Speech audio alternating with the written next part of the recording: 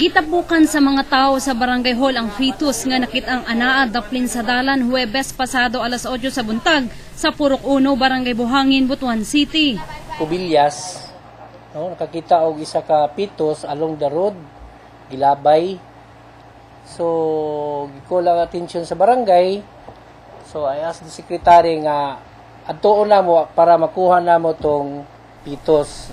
Naputos pa sa panubigo ng fetus nga gibanaba ng anaa sa duha hangtod 3 ka bulan.